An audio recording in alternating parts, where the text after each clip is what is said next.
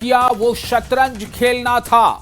Army chief का आया बयान। इस वक्त की बड़ी खबर आपको दे रहे हैं। ऑपरेशन सिंदूर पर पहली बार बोले आर्मी चीफ। ऑपरेशन सिंदूर में हमने जो किया वो शतरंज खेलना था, ये एक पारंपरिक ऑपरेशन नहीं था।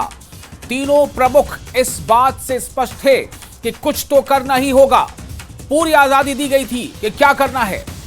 9 में से 7 लक्ष्यों को अंजाम दिया गया, जिन्हें नष्ट कर दिया गया और जहां बहुत सारे आतंकवादी मारे गए। तो ऑपरेशन सिंदूर पर पहली बार बोले आर्मी चीफ। ऑपरेशन सिंदूर में हमने जो किया वो शतरंज खेलना था, ये एक पारंपरिक ऑपरेशन नहीं था। तीनों प्रमुख इस बात से स्पष्ट थे कि कुछ तो करना ही होगा। उन्होंने कहा कि पूरी आजादी दी गई थी कि क्या करना है। 9 में से 7 लक्ष्यों को अंजाम दिया गया, जिन्हें नष्ट कर दिया गया और जहां बहुत सारे आतंकवादी मारे गए।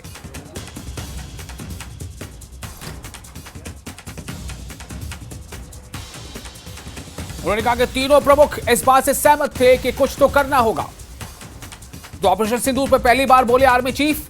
ऑपरेशन सिंदूर में हमने जो किया वो शतरंज खेलना नहीं था, ये एक पारंपरिक ऑपरेशन था। और उन्होंने कहा कि ये पारंपरिक ऑपरेशन नहीं था, बल्कि तीनों प्रमुख इस बात से सहमत थे कि कुछ तो करना ही होगा। सेना प्रमुख ने कहा कि पूरी आजादी दी गई थी कि क्या करना है। 9 में से 7 लक्ष्यों को अंजाम दिया गया, जिन्हें नष्ट कर दिया गया और जहां बहुत सारे आतंकवादी मारे गए।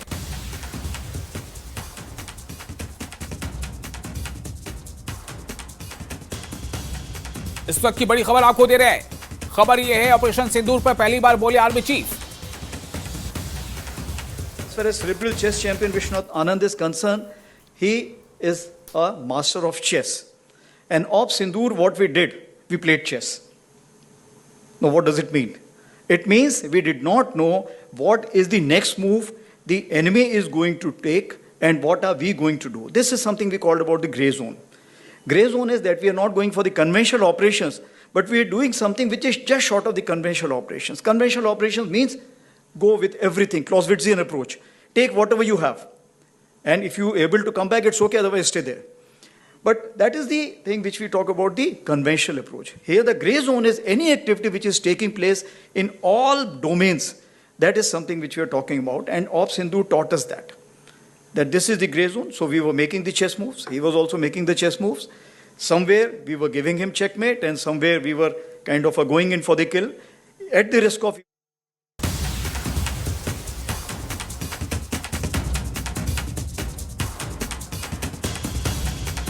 तो इस वक्त की बड़ी खबर आपको दे रहे हैं। ऑपरेशन सिंदूर पर पहली बार बोले आर्मी चीफ। ऑपरेशन सिंदूर में हमने जो किया वो काफी अहम था, चुनौतीपूर्ण था। उन्होंने कहा कि ये एक पारंपरिक ऑपरेशन नहीं था। तीनों प्रमुख इस बात से सहमत थे कि कुछ तो करना ही होगा, ये कहा आर्मी चीफ ने। उन्होंने कहा कि पूरी आजादी दी गई थी कि क्या करना है। आर्मी चीफ ने कहा कि 9 में से 7 लक्ष्यों को अंजाम दिया गया, जिन्हें नष्ट कर दिया गया और जहां बहुत सारे आतंकवादी मारे गए। 9 में से 7 लक्ष्यों को नष्ट किया गया। उनका कहना था कि ऑपरेशन सिंदूर पर पहली बार बोले आर्मी चीफ।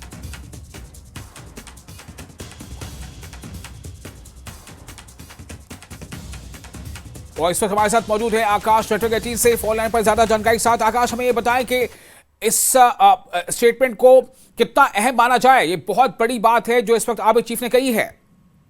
देखिए, अभी तक जहां तक ऑपरेशन सिंदूर की बात है तो तमाम पहलुओं पर चर्चा हो चुकी है, लेकिन पहली बार है जबकि आर्मी चीफ और एयरफोर्स चीफ ऑपरेशन के विषय में बात कर रहे हैं। हमने देखा कि कारगिल में किस तरह से आर्मी चीफ ने पहली बार ऑपरेशन सिंदूर को लेकर बयान दिए थे, लेकिन उसमें बहुत ज्यादा ऑपरेशन के विषय में नहीं बताया गया था, एग्जीक्यूशन और प्लानिंग के विषय में नहीं बताया गया था। IITM में दिए गए लेक्चर में उन्होंने हाल ही में इसके विषय में ज्यादा बातचीत की। उन्होंने बताया किस तरह से एक चेस गेम की तरह था इंडियन आर्मी के लिए, जबकि उन्हें नहीं पता था कि उनका दुश्मन अगली क्या चाल चलने वाला है, लेकिन उसी हिसाब से इसकी पूरी प्लानिंग की गई थी। उन्होंने ये भी बताया कि किस तरह से 22 तारीख को ये पहलगाम हमला हुआ था और उससे अगले दिन 23 तारीख को जब तीनों सेना प्रमुख और रक्षा मंत्री बैठे तो किस तरह से सभी ने एक मत में इस बात को कहा था कि कार्रवाई जरूर होनी चाहिए और उसके बाद 25 तारीख को army chief northern army command गए और वहां पर ही 9 में से 7 टारगेट जो आर्मी ने एंगेज किए थे उनको लेकर प्लानिंग हुई और कहीं ना कहीं ये तय किया गया कि किस तरह से इसे एग्जीक्यूट किया जाएगा। उसके बाद हमने देखा कि किस तरह से आर्मी चीफ ने ये भी बता रहे हैं कि 9 में से 2 टारगेट जो है वो एयरफोर्स को दिए गए थे, क्योंकि उन टारगेट की दूरी कहीं ना कहीं बहुत अधिक थी और यही कारण है कि 9 में से जो 2 टारगेट थे वो इंडियन एयरफोर्स ने एंगेज किए थे और 7 टारगेट जो है वो इंडियन आर्मी ने एंगेज किए थे। बहुत बेहद सफल ये ऑपरेशन था और इंडियन आर्मी चीफ का कहना है कि उनकी तैयारी कम से कम पूरी थी। हालांकि ये 4 दिन में खत्म हो गया, लेकिन ये 14 दिन भी चल सकता था, 1400 दिन भी चल सकता था और उसी हिसाब से इसकी तैयारी की गई थी। बिल्कुल।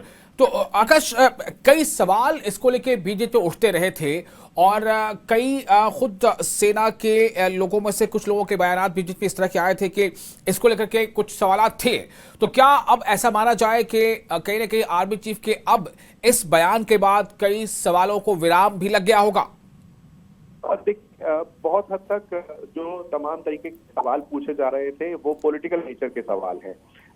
मसलन अगर हम अभी की बात करें तो अभी भी विपक्ष जो है वो लगातार सवाल खड़े कर रहा है बहुत सी चीजों पे, लेकिन जाहिर है कि उनमें से अधिकतर चीजें सेना से या कहें कि न तो थल सेना, न वायु सेना और न ही नौसेना से जुड़ी हुई है, बल्कि लीडरशिप को लेकर सवाल हैं। तो जाहिर है कि आर्मी चीफ और एयरफोर्स चीफ के बयानों के बाद बहुत हद तक चीजें साफ हो गई हैं, लेकिन इसके बावजूद अगर कोई सवाल है तो वो सेना पर नहीं बल्कि सरकार से है और जाहिर है कि सरकार की ओर से पहले भी जवाब दिए हैं और शायद आगे भी जिस तरह से स्थितियां बनेंगी उस तरह से या तो जवाब आएगा और अगर जवाब नहीं आता है तो किस तरह की स्थिति होगी ये देखना दिलचस्प होगा। एक बात जो उन्होंने कही है कि ये बिल्कुल ऐसा था जैसे चेस खेलना, और चूंकि ये एक कन्वेंशनल वॉर नहीं थी तो इसलिए एक शॉर्ट पीरियड का कन्वेंशनल वॉर जैसा था। तो इसका क्या मतलब निकाला जाए? देखिए, जब कन्वेंशनल वॉर की बात करते हैं तो कन्वेंशनल वॉर में हम अपनी पूरी ताकत झोंक देते हैं। मसलन अगर हम बात करें तो इन्फेंट्री से लेके आर्टिलरी, आर्मर्ड और तमाम जो आर्म्स हैं आर्मी की या कहें कि तमाम जो सर्विसेज हैं, जैसे हम जानते हैं कि ऑपरेशन सिंदूर में नौसेना का इस्तेमाल नहीं हुआ। हम जानते हैं कि ऑपरेशन सिंदूर में जो फुट सोल्जर्स हैं वो आगे नहीं बढ़े, इन्फेंट्री आगे नहीं बढ़ी। हम जानते हैं कि इस तरह से वायुसेना ने भी बहुत सीमित दायरे में रहकर ऑपरेशन को अंजाम दिया। इसी तरह से अगर आर्मी की बात करें, थल सेना की बात करें तो उनका जो कहें कि टारगेट थे वो बहुत सीमित थे और बहुत ही सीमित दायरे में रहकर इसको अंजाम दिया गया। कन्वेंशनल वॉर की जब बात करते हैं तो कन्वेंशनल वॉर में अपनी पूरी ताकत झोंक दी जाती है और शायद यही कारण है कि आर्मी चीफ कह रहे थे कि ये एक ऐसा चेस का गेम था जिसमें आपको नहीं पता था कि आपके मूव के बाद दुश्मन कौन सा मूव चलेगा, लेकिन तैयारी उस हिसाब से की गई थी कि तमाम तरीके की चीजों को तैयार रखा गया था और जिस तरह से दुश्मन की चाल होगी उस तरह से उसको सबक सिखाने की पूरी प्लानिंग की गई थी। जी, तो आकाश, ये माना जाए कहीं ना कहीं कि ये बात बताते हुए और ये ऑपरेशन के बारे में कुछ ऑपरेशनल जानकारी देते हुए सेना प्रमुख ने कहीं ना कहीं ये भी बताया है कि हम तीनों बैठे और हमने ये तय किया कि कुछ तो करना ही होगा और हमने 9 लक्ष्य तय किए। तो क्या ये एक जो है कामयाबी की बिल्कुल गाथा माना जाए इसे, चूंकि ये 9 में से 7 लक्ष्यों को हिट कर लेना और ये कि हमने दुश्मन के बहुत सारे नुकसान भी पहुंचाए, उनके जो हिट टारगेट्स थे उनको नुकसान पहुंचाया? देखिए, एक चीज बहुत साफ है, 9 में से 7 जो टारगेट की बात कर रहे हैं आर्मी चीफ, वो 7 टारगेट आर्मी के हैं और बाकी जो 2 टारगेट हैं वो एयरफोर्स के हैं। तो कहने का मतलब है कि जो तमाम जो 9 टारगेट थे उन सबको अचीव किया गया, लेकिन 7 टारगेट चूंकि आर्मी के पास थे तो इसीलिए आर्मी चीफ कहीं ना कहीं आर्मी की बात कर रहे हैं और उसमें ये बता रहे हैं कि वो 7 टारगेट किस तरह से प्लान किए गए और किस तरह से एग्जीक्यूट हुआ।